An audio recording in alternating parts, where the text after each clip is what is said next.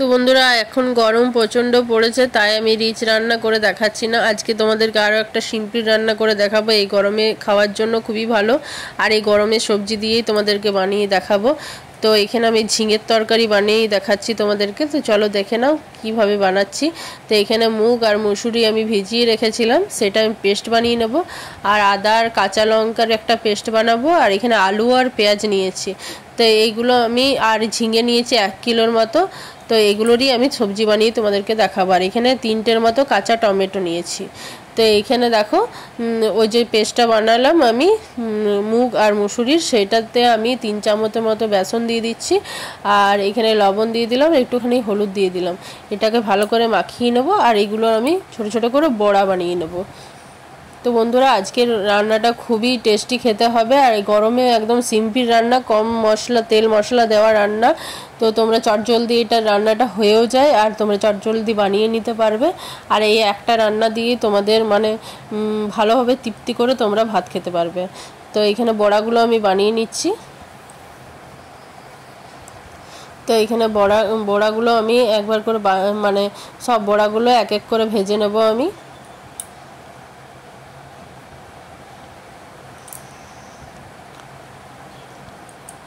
তো এখানে বড়াগুলো আমার ভাজা হয়ে গেছে, এবার আমি উঠিয়ে নেব।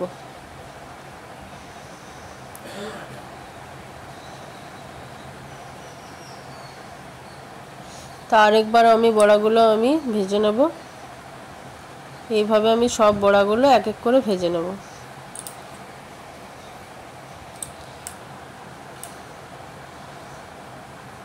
আর পুরো রান্নাটা আমি সর্ষের তেলে বানাচ্ছি। তো এখানে বড়াগুলো আমার ভাজা হয়ে গেছে।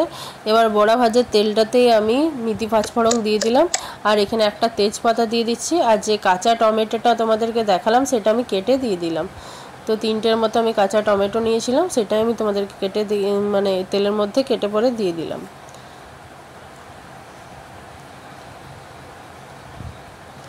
আর এখানে যে আলু আর পেঁয়াজটা কেটে রেখেছিলাম সেটাও দিয়ে দিলাম। আর একটুখানি লবণ দিয়ে দেবো।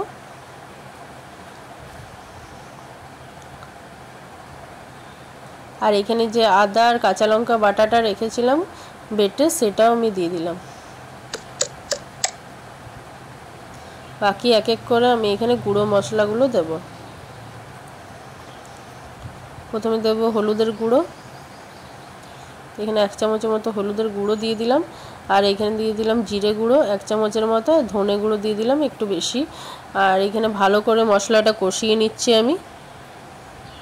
ভালো করে মশলাটা কষানো হয়ে গেলে তারপর আমি ঝিঙেগুলো দেব। তো বন্ধুরা ঝিঙের এটা খুবই একটা টেস্টি রান্না। তো তোমরা এইভাবে সিম্পলভাবে তোমরা রান্না করে খেতে পারো, এই গরমে খুব ভালো লাগবে খেতে। তো এখানে ঝিঙেগুলো দিয়ে দিলাম। এবার ঝিঙেটার সাথে মশলাটা ভালো করে মিশিয়ে নেব।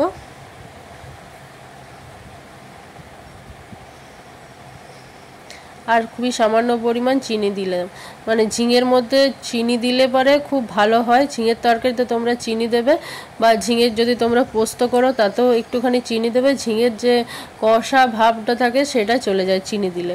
তো এবার আমি এটা ঢাকা দিয়ে কিছুক্ষণ হতে দেবো। তো ঢাকাটা খুলে তোমাদেরকে দেখাচ্ছি। তো দেখো ঝিঙে থেকে অনেকটা পরিমাণ জল বেরিয়ে গেছে, আলুটাও কিছুটা সেদ্ধ হয়ে গেছে। আর এবার আমি বড়াগুলো দিয়ে দেব।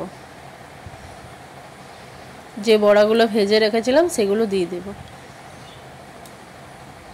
বড়াগুলো আমার দেওয়া হয়ে গেছে।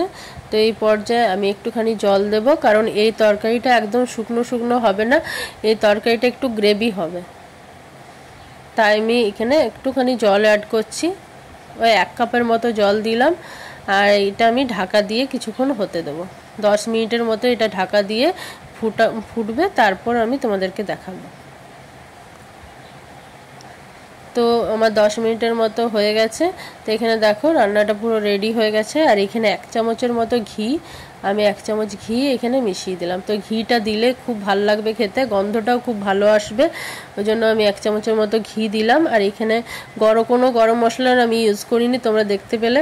তো রান্নাটা আমার হয়ে গেছে। তোমাদের রান্নাটা কেমন লেগেছে আমাকে অবশ্যই জানিও। আর যদি ভালো লেগে থাকে চ্যানেলটাকে সাবস্ক্রাইব করে আমার পাশে। আর যারা ফেসবুক থেকে দেখছো তারা আমার চ্যানেলটাকে ফলো করে এইরকম সিম্পল রান্না দেখার জন্য ফলো করে রেখো। আর পুরো ভিডিও দেখার জন্য অসংখ্য ধন্যবাদ। নমস্কার।